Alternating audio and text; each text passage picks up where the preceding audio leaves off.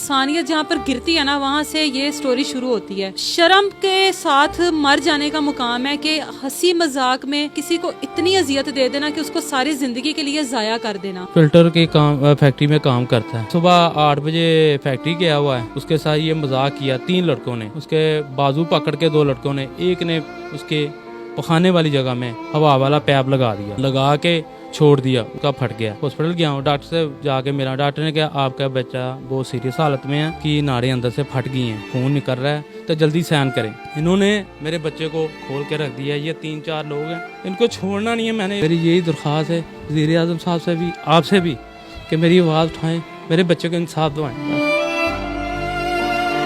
मेरा बच्चा भी होश की हालत में भी नहीं है। आज 5 दिन हो गए मेरे बच्चे को, ना कुछ खाने का ना कुछ पीने का। बहुत बुरी हालत है मेरे बच्चे की, बहुत बुरी हालत है। अस्सलाम वालेकुम, आप देख रहे हैं लीडर टीवी और मैं हूं एनी फैसल। इंसानियत जहां पर गिरती है, आज मैं एक ऐसी स्टोरी के साथ आई हूं जहां पर इंसानियत जहां पर गिरती है ना, वहां से ये स्टोरी शुरू होती है।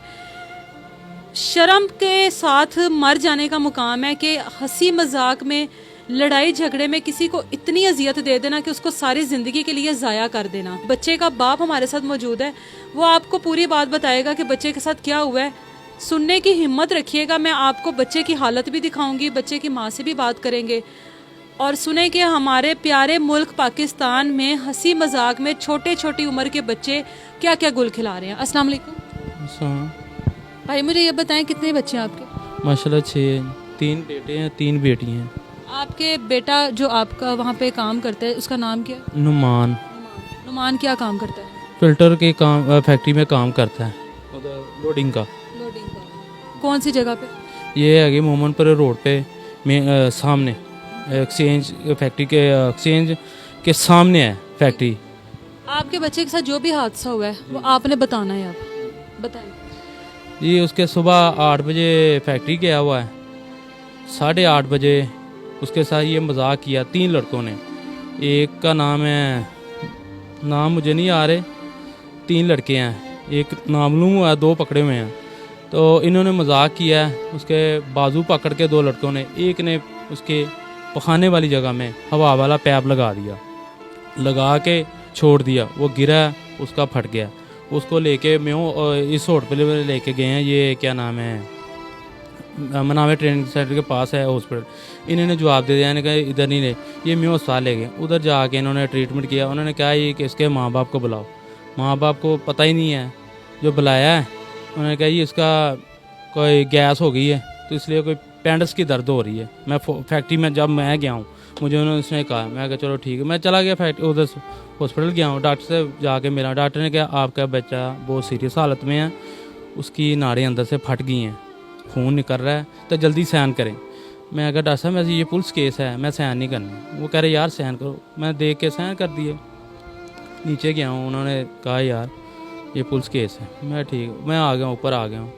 अंदर लेके चले गए हैं, 8-10 घंटे का ऑपरेशन हुआ। उसके बाद जो हालत वो बच्चे की या मेरी हुई मुझे पता है। मालिक फैक्ट्री के उसके वो फैक्ट्री में नहीं आया। मैं उसको कहा, मैं कहा ये मालिक नहीं, उन्होंने कहा नहीं। एसएचओ साहब खुद आए हैं, उन्होंने कहा ये आपके बच्चे की डेथ। मैं कहा नहीं सर, डेथ तो नहीं अभी। मैं डॉक्टर के उसके पास गया, डॉक्टर ने उनको कहा नहीं कि मेरा बच्चा ना अब जिंदों में है ना मुर्दों में है, जो उसकी हालत हो। मैंने एसएचओ साहब को कहा था, एसएचओ साहब कह रहे आपके साथ हैं, कुछ नहीं होगा। एच साहब ने, मैंने वो लड़के का नाम, फैक्ट्री का फिल्टर मालिक का नाम लिखा रहा था कि ये फैक्ट्री में इतना बड़ा हादसा हो गया, किसी ने नहीं पूछा आन के यार तेरी फैक्ट्री में तू आ, या किसी नहीं आई। जिम्मेदारी थी उनकी जी। वो मालिक कह रहा है मेरी कोई जिम्मेदारी, मैंने पकड़ा दी है। ये उसकी बात बुला के मुझे फ़ोन करा, यार किधर हो? मैं हॉस्पिटल में हूँ। कह रहा यार इधर आए हैं, बैठे, उससे बात की है। उसने 10,000 रुपये, ये मेरी हमदर्दी है। पहले तो उसने ये कहा है कि मैं अफसोस है यार मैं नहीं पहुँच सका।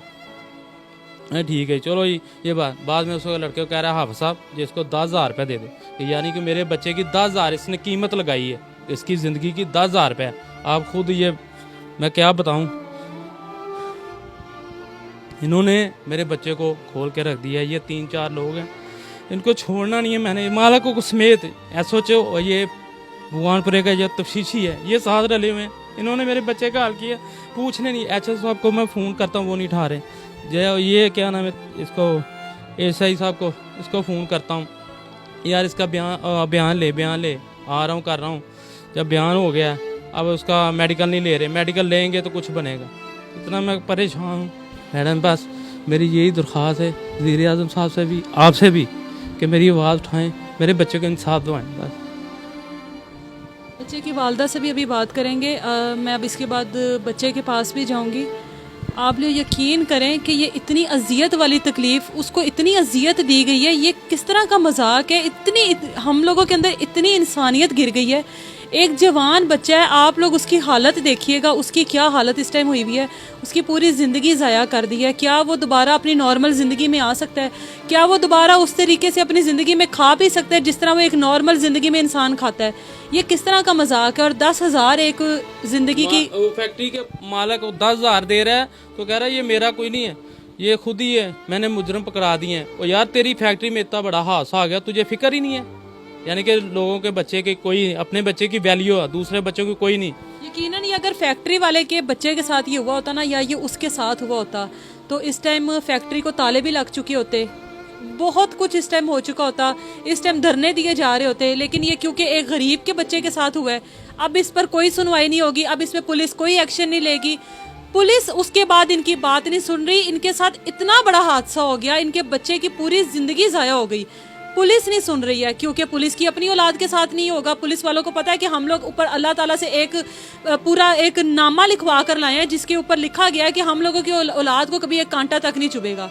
बच्चे की वालदा से भी बात करने की कोशिश करेंगे। उस टाइम बच्चे के साथ हॉस्पिटल में मौजूद हैं। इस टाइम हम बच्चे की वालदा के साथ मौजूद हैं। म्यू हॉस्पिटल में बच्चा ज़ेरे इलाज है। बच्चे की जो हालत है वो आप लोग साथ साथ देख रहे हैं। बच्चे की इस टाइम हालत ऐसी नहीं थी कि उसके साथ हम लोग कोई बात कर सकते या वो हमारी बात का जवाब भी दे सकता। वो इस हद तक तकलीफ़ में है।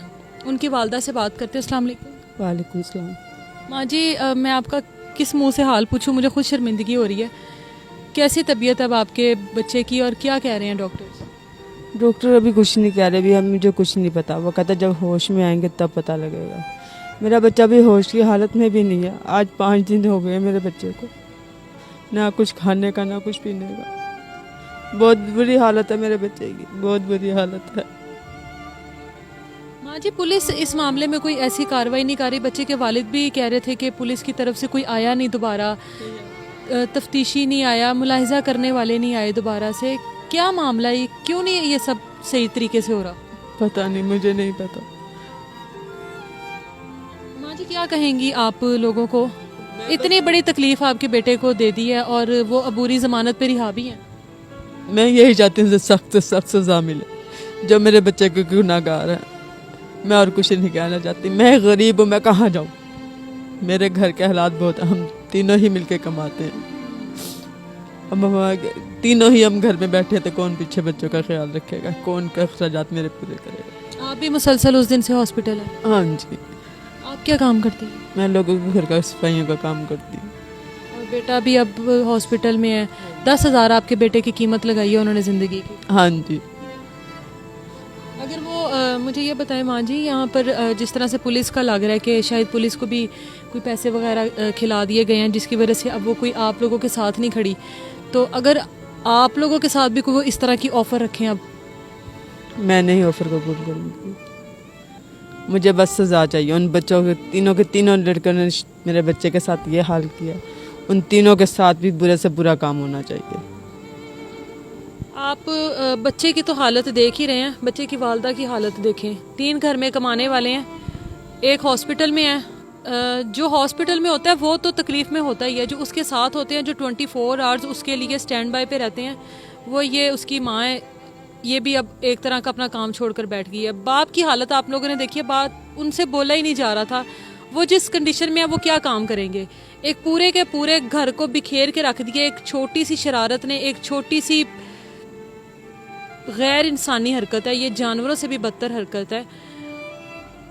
मैं इन लोगों को मैं अभी पुलिस स्टेशन हम लोग अभी गए, यहाँ पर मैं ये भी बताती चलूँ तो वहाँ पर पुलिस ने हम लोगों को अभी इस किस्म का कोई रिस्पांस नहीं दिया, लेकिन पूरी कोशिश करेंगे कि इस केस में जहाँ जहाँ कोई गलती हुई है, जहाँ जहाँ पुलिस कोताहियाँ कर रही है, उसको थोड़ा सा हाईलाइट करने की कोशिश करें कि आखिर इनके बच्चे को इंसाफ मिलेगा कि नहीं। ये हम लोगों के लिए एक सवालिया निशान है, और ये हर स्टोरी के बाद एक सवालिया निशान रह जाता है कि क्या कभी किसी गरीब को इंसाफ मिलेगा। मुझे इजाज़त दीजिए, अपना बहुत सारा ख्याल रखिए, अल्लाह हाफिज़।